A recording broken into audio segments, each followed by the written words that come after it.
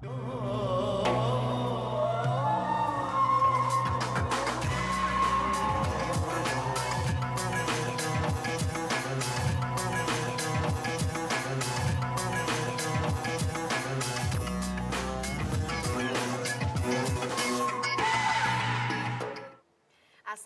warahmatullahi wabarakatuh. Selamat pagi pemirsa.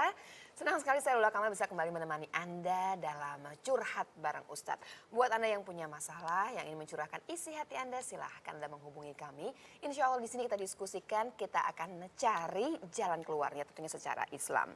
Nah pagi ini Ustadz yang akan kita ajak untuk curhat adalah Ustadz Wijayanto. Selamat pagi Pak Ustadz. Selamat pagi, Assalamualaikum Mbak Lula. Waalaikumsalam. Alhamdulillah sehat Mbak Lula. Sehat Pak, bagaimana sehat Pak? Alhamdulillah, kesehatan itu penting karena satu, bos kita karena dokter, jadi dalam Islam juga dikatakan begini, salul afiyah ba'dal yakin. Jadi kalau orang itu sudah punya agama yang bagus, mintalah sehat. Karena ternyata kesehatan itu menunjang bagaimana ibadah itu bisa disempurnakan. Baik. Ya, Tapi, mau haji, mau sholat, mau apa pun sempurna kalau kita sehat. Dan sehat bukan cuma sehat fisik barangkali, yang penting juga ya. Ini sehat secara batin, dan kalau Anda punya masalah pasti belum tentu sehat barangkali ya. Silakan Anda bisa curhat di sini, bisa menghubungi kami di nomor telepon 021 8511 836. Atau bisa dengan SMS, Anda bisa mengirimkan SMS dengan format Antv spasi curhat spasi pertanyaan, kirimkan ke 9123. Atau bisa juga dengan email, kirimkan ke cbu@an.tv. Nah pemirsa, sudah ada SMS yang masuk pagi ini, kita akan langsung membahas. SMS-nya dari hamba Allah yang mempertanyakan seperti ini Pak Ustadz. Mempertanyakan mengenai bagaimana pandangan Islam mengenai kawin kontrak. Boleh apa tidak sebetulnya? Dari etimologisnya, dari historinya, dulu ada memang kawin kontrak atau dalam bahasa agama biasa disebut dengan mut'ah. Bukan muntah ya, kalau muntah itu mut'ah. Kawin kontrak itu memang pernah terjadi di awal kenabian. Jadi di awal kenabian Rasul Nabi Muhammad SAW itu memang masih ada tradisi kawin kontrak, yaitu orang-orang yang bertugas lama di satu daerah, maka dia kawin di situ dan nanti ada perjanjian. Kalau anak laki begini, anak perempuan begini, nanti setelah selesai kerja berapa puluh tahun kemudian maka dia akan pisah. Setelah akhir kenabian jelas-jelas Nabi mengatakan sekarang al-an itu. Nah, jadi sekarang dilarang kawin kontrak itu. Jadi tidak ada kawin kontrak. Sebab kalau ada kawin kontrak boleh, nanti kontrak semalam itu hanya untuk legalisasi perzinaan nanti. Jadi nanti jangan di komplek itu dilokalisasi kadang-kadang atas nama kawin kontrak, terus nanti wah kontraknya hanya semalam, kontraknya semalam. Karena nikah bukan hanya kontrak seksual. Nikah itu adalah ikatan yang misakon ghalidho. Nikah itu adalah ikatan yang suci, yang sakral, yang agung, sehingga perlu persaksian, perwalian, niatan yang benar. Sehingga tidak lagi dibenarkan kawin kontrak jadi secara Islam. Jawabannya sudah pasti kalau sekarang jadi tidak benar. Karena tujuan nikah itu bukan sekedar untuk pelampiasan itu atau kontrak seksual tadi. Maka nikah itu kalau bisa ya untuk selamanya. Nah sekarang kalau yang sudah menjalani kawin kontrak nih Pak, di tengah-tengah ini bagaimana ceritanya Pak? Ya sudah, karena sudah keterlanjuran, satu yang mentobati untuk tidak meneruskan kembali. Dijadikan aja kawin yang beneran. Jangan hanya kontrak gitu. Langsung sekalian kontraknya nikah itu seumur hidup. Kalau perlu sampai akhir hayatnya, sampai nanti sudah mati itu kalau bisa jadi keluarga yang samara, yang nanti ada kuisnya. Sakinah mawaddah warahmah itu yang sampai kalau bisa di surganya pun kita akan bersama. Gitu. Pak, kalau hitung-hitungannya Pak ya, sebetulnya yang rugi yang mana sih, pihak perempuan banyak atau banyak wanita. Banyak perempuan. Makanya kan perlu persaksian, perlu perwalian. Kenapa kok wanita perlu wali? Karena di situ nanti banyak dirugikan. Laki-laki itu datang sendiri tanpa wali boleh sah, tapi laki-laki wanita perlu perwalian karena banyak dirugikan. Dari mulai awal aja, apalagi budaya yang patriarki di Indonesia ini, orang mau nikah yang dipertanyakan adalah keperawanan, keperjakaan nggak pernah ditanyakan. Ya susah kali ya Pak Ustadz. Iya, padahal orang-orang bukan masalah bukti tidak bukti, sebetulnya kadang-kadang juga orang itu terlalu sensitif kalau orang sudah tidak perawan. Padahal yang nikah tidak perjaka masih banyak sekali gitu. Maksud saya biar fair, biar mentang-mentang laki-laki terus minta menang sendiri juga nggak benar juga gitu. Iya. Jadi pada dasarnya buat Anda yang sudah SMS, yang pasti kawin kontrak jawabannya pasti tidak Ya. dibenarkan dalam agama kita ya. Baik, buat Anda yang mau curhat lagi silahkan menghubungi kami di nomor telepon 021 8511 836. SMS-nya dengan format Antv, spasi curhat, spasi isi pertanyaan, kirimkan ke 9123. Atau email langsung saja ke cbu@an.tv. Oh iya, baik, langsung sudah ada yang masuk. Halo, Assalamualaikum. Halo, Assalamualaikum, selamat pagi. Iya, dengan siapa? Halo? Masih belum bisa terdengar, ini Bapak atau Ibu? Iya? Enggak ada suaranya, Pak. Ini Halo? suaranya belum terdengar jelas ya. Iya, Pak Ustadz ini sambil menunggu ya Pak Ustadz Iya. kita bicara mengenai kalau dulu kan pernah dibenarkan kalau si kawin Iya, kontrak. karena memang ada beberapa yang sebetulnya sebelum Islam datang itu sudah ada tradisi pernikahan, baik cara pernikahannya, model pernikahannya. Ya. Maka dulu ada orang yang beberapa ulama itu membuat satu klasifikasi, ada tipe-tipe nikah. Ada yang tipe nikah, udah ada yang telepon saya. Iya, Oke. baik. Halo, selamat pagi, Assalamualaikum. Waalaikumsalam. Nah, Iya, dengan siapa di waalaikumsalam. mana, Bu? Dengan Ibu siapa di mana? Ibu Atun, ketemu Iya, Ibu Atun. Silakan Ibu. Yuk. Pak Ustadz. Iya, Iya. gimana Bu Atun? Assalamualaikum. Waalaikumsalam warahmatullahi wabarakatuh. Saya mau tanyakan, suami saya ini, Gimana, Bu? suami saya ini udah Suaminya selingkuh, iya Bu. Kemudian, Suami selingkuh. Iya. udah 2 tahun selingkuh. Terus ya, ketahuan sekarang baru 6 bulan sama saya. Ah, ya. Dia ini statusnya tadinya imam di masjid Pak Amil, nikahun ya. Imam Masjid Amil. Oh iya, terus kemudian Ibu? Kok juara tadinya muda. Terus sekarang teh udah 20 tahun rumah tangga. Iya. Waktu menikah punya usaha. Saya itu pertama itu punya modal adik yang dari Saudi. Iya.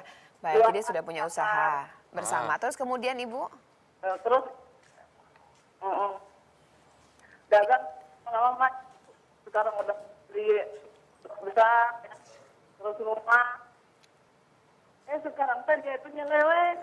ah, Nyeleweng saya bilangin, Pak, kan usaha itu susah.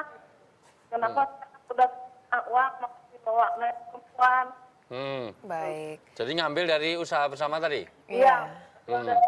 Itu iya, yang dagang saya itu dagang di pasar, dianya kan kerja di desa, kantor desa kalau pagi-pagi. Enggak taunya sebentar di desa itu maksudnya siang-siangnya main ke rumah perempuan, tanya kata orang-orang.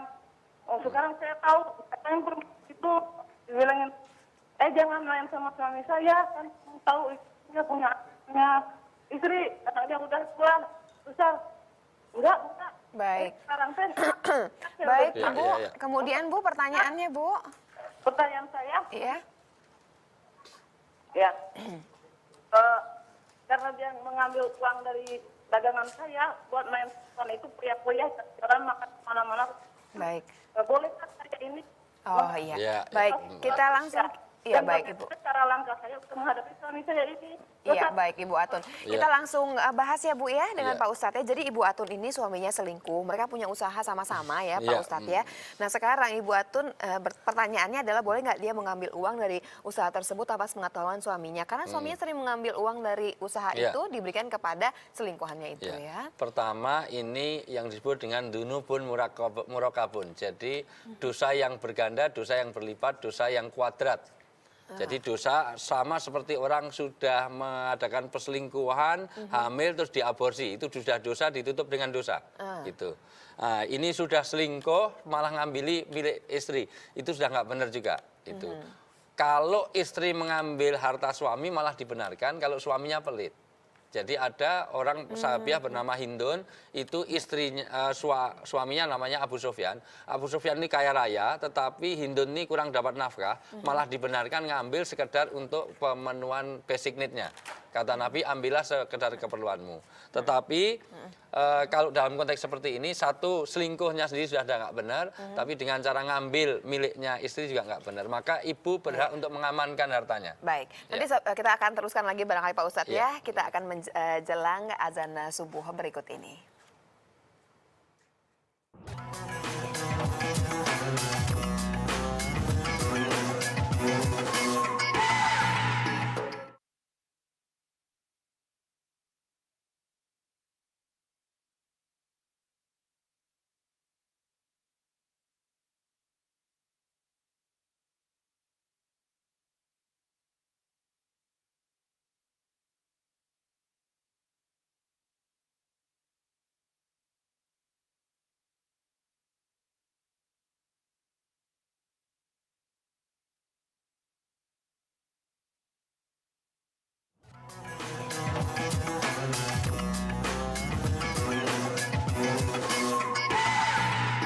Pemirsa, terima kasih Anda masih bersama kami di Curhat Bareng Ustadz.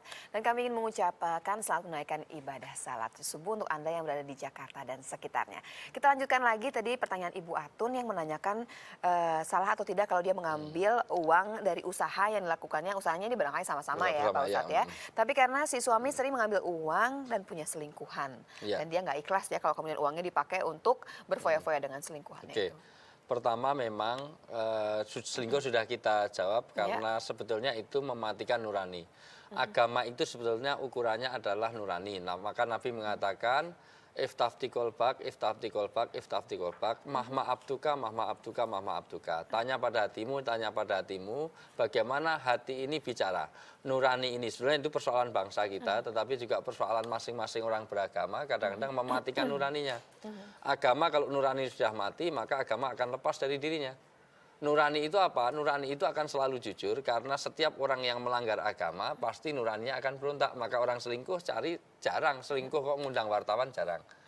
Maka dia cari tempat sembunyi dan juga biasanya dia malu sedih kalau dilihat orang. Jelas itu sudah melanggar. Yang kedua tentang pengamanan harta tadi dibenarkan karena memang setiap sesuatu yang dilakukan orang Islam itu harus tasarruful imam ala rakyati manutun bil maslahah. Setiap sesuatu itu harus dilihat dari kemaslahatan. Kalau uang itu banyak diambili suami hanya untuk hal yang nggak jelas, kecuali kalau diambil untuk kemanfaatan, untuk menghidupi fakir miskin macam-macam. Atau mungkin yang diselingkuh itu fakir miskin mungkin. Itu. Oh, ya nggak bisa juga ya Pak Ustadz. Tidak bisa seperti itu, namanya juga selingkuh. Nah, kita kan juga tidak bisa mendukung orang yang berbuat maksiat. Gitu. Jadi buat Ibu Atun silakan aja ya Ibu Atun ya kalau kemudian mau diselamatkan hartanya ya Ibu Atun ya. Baik, kita terima lagi telepon yang lain 021 8511 836. Halo, assalamualaikum, selamat pagi. Halo, selamat pagi, assalamualaikum. Waalaikumsalam. Iya, dengan Ibu siapa di mana? Saya Ibu Lina dari Manado. Iya, silakan Ibu. Iya, gimana Bu Lina? Saya mau tanya Pak Ustadz. Iya, gimana Bu Lina? Begini, kalau saya kan juga sembahyang di rumah, lalu saya sembahyang di masjid. Iya. Sembahyang subuh bertepatan kami hanya 2 orang wanita. Kami harus berdiri berbarisan sebelah mana, kanan atau kiri? Oh, baik. Jadi berdiri sholat. Iya. Berdiri dalam sholat jamaah putri. Iya, putri. Iya. Prinsip kalau bisa berdiri sholat itu balance antara kanan dan kiri. Kalau memang dia sudah banyak yang kanan, maka kita ambil kirinya. Tapi ya nggak usah dihitung satu persatu gitu, dikira-kira saja. Karena itu juga tidak menjadi salah. Yang penting adalah urutannya, kalau memang kanan sudah berat sebelah ya ke kiri. Jadi dibikin balance seperti itu. Baik soft laki-laki maupun perempuan juga seperti itu. Ya. Kalau di rumah cuma berduaan dengan suami, berduaan di sebelah kirinya. Itu di kiri suami, kirinya suami. Dan tidak harus langsung di belakangnya kalau suami istri. Jadi bisa mundur hanya beberapa langkah.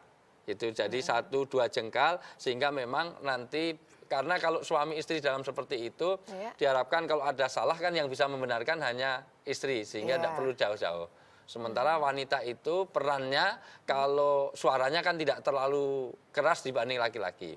Sisi lain memang untuk suami istri itu tidak harus kalau memang hanya berdua, tidak harus dalam jarak yang jauh tadi, tapi bisa antara ya bersebelahan gini. Jadi hanya bersebelahan tapi di belakangnya supaya jelas antara posisi dan imam harus dan di sebelah kiri. Ya, dan harus gitu. di sebelah kiri. Ideal sekali karena dulu Mu'adz bin Jabal juga seperti itu. Biasa sholat bersama Rasulullah di masjid, pulang ngimami kaumnya, ngimami anak istrinya. Itu. itu sangat bagus. Jadi supaya istri juga bisa berjamaah, suami juga bisa jamaah di masjid. Gitu. Iya. Ideal Pak sekali. Ustadz, Itu. cerita mengenai bahwa ini kan ada aturannya semua Iya, ya Pak Ustadz ya. Kalau kemudian sampai tidak mengerti atau barangkali kan kalau di masjid ada bagian perempuan, kita kadang-kadang kan sulit juga mengimbangi kalau memang sudah berat di kiri dan kita kemudian di kiri juga semua kan tidak bisa kita terus lari keluar. Ya sebetulnya kan itu bisa juga dilihat dalam kondisional karena prinsipnya soft itu yang penting adalah lurus dan rapat. Sawu sufaku misolah karena itu menyempurnakan dari ibadah sholat kita. Jadi Baik. kesempurnaan ibadah sholat dalam berjamaah adalah lurus dan rapatnya. Ya, Iya. biasanya di lubang-lubang hanya karena sajadah, hanya karena itu jangan sampai merenggangkan. Karena itu Baik. peluang untuk setan atau godaan-godaan ada di dalam kerenggangan itu. Ya lebih baik lagi kalau bisa seimbang. Iya, Baik, iya. buat Anda yang masih mau curhat di sini masih kami tunggu di 8511836. Kami akan kembali lagi setelah pariwara berikut ini.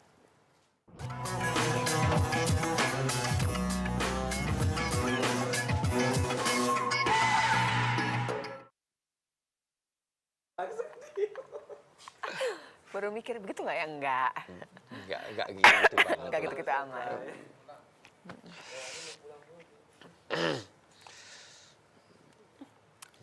Padet Pons.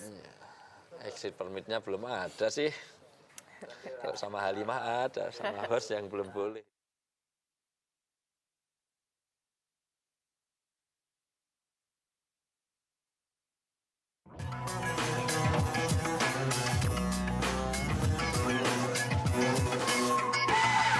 Pemirsa kembali lagi di Curhat Bareng Ustadz. Kita lanjutkan lagi curhat kita bareng Ustadz Wijayanto ya. Dan Anda bisa menghubungi nomor telepon di 02185118836, SMS dengan format Antv spasi curhat spasi isi pertanyaan ke 9123. Selamat pagi, Assalamualaikum. Halo, selamat pagi, Assalamualaikum. Iya, Waalaikumsalam. Dengan siapa di mana? Dari Kalimantan Barat ini. Iya, dengan Iya. hamba Allah ya. Silakan Ibu. Gimana Ibu? Ya, ini mau cerita ini. Iya. Ya. Nah ini kan dekat dengan ini perbatasan Malaysia. Iya. Ya. Jadi saya mau ini ada beberapa wanita yang terlaknat oleh Allah. Apakah benar? Gitu. Jadi pernah ada sedengar berita dari Malaysia itu katanya ada wanita yang terlaknat oleh Allah itu. Pertama wanita yang menampakkan tengkuknya. Iya. Menampakkan? Lekuk tubuhnya. Iya. Ya, Ya. menampakkan tengkuknya. Oh, tengkuknya. Terus wanita yang tidak menutup aurat. Terus ada lagi yang saya ingat itu wanita yang mencukur bulu alis matanya. Oh, iya, yang mencukur alisnya ya. Bagaimana pendapat Pak Ustaz? Baik, Ya. iya. Pendapatnya Pak Ya. Ustadz bagaimana nih Pak Ustadz? Memang ada satu hadis untuk beberapa wanita yang dilaknat. Hadis itu ada kalanya itu sebuah warning, jangan sampai begitu. Ada kalanya juga itu memang tidak semua larangan itu mesti jatuhnya kepada haram, tetapi itu sesuatu yang harus dihindari. Baik. Bisa juga dalam makruh, misalnya hadis melarang makan yang panas-panas, itu jatuhnya tidak menjadi haram, meskipun itu larangan. Karena itu juga sabda Nabi tetap harus kita hindari. Iya. Nah, karena kalau makan bakso, wedang ronde segala macam, kalau nggak panas nggak enak, maka jatuhnya tetap makruh saja. Atau yang bau-bauan itu juga larangan. Memang ada hadis khusus yang bicara tentang wanita. Wanita tidak boleh berpakaian tapi telanjang. Apa itu? Ulama menafsirkan dalam dua hal. Satu, pakaiannya itu transparan, walaupun sudah pakai cadar, pakai jilbab, tapi transparan dari Jadi plastik. kelihatan semua itu. begitu ya, Pak Dari Ustadz, streaming, ya? dari plastik itu berpakaian tapi telanjang. Atau pakaiannya sudah lengkap, tetapi full press bodinya itu sangat nampak. Lekukannya kelihatan Lekukannya semua. kelihatan, itu termasuk. Jadi dia sangat ketat atau pakaian senam dibawa keluar. Itu. Sementara itu di depan umum. Yang kedua juga meninggalkan sholat, ya. Kemudian cukur yang dimaksud adalah memang wanita tidak boleh mencukur keseluruhan bulu rambut ataupun bulu rambut kepala atau alisnya. Karena nanti kayak Casper nanti, supaya citra dirinya juga ada. Bisa lihat setan Iya. ya Pak Wi ya. Baik, kita terima lagi ya Pak Wi ya. Halo, Assalamualaikum, selamat pagi. Halo, Assalamualaikum. Selamat pagi, Waalaikumsalam. Waalaikumsalam. Dengan Ibu Dengan siapa siapa di mana di mana? Ibu? Ibu Lulu. Iya, silakan Ibu. Langsung Bu? Iya langsung. Saya tinggal di Merak. Iya. Iya. Langsung, ya. Saya baru 1 tahun di sini ya. Temporary saya di Riau. Karena macam mana caranya nih Pak? Kan saya itu kan keluarga saya semua Kristen. orang tua saya sendiri pendeta. Iya.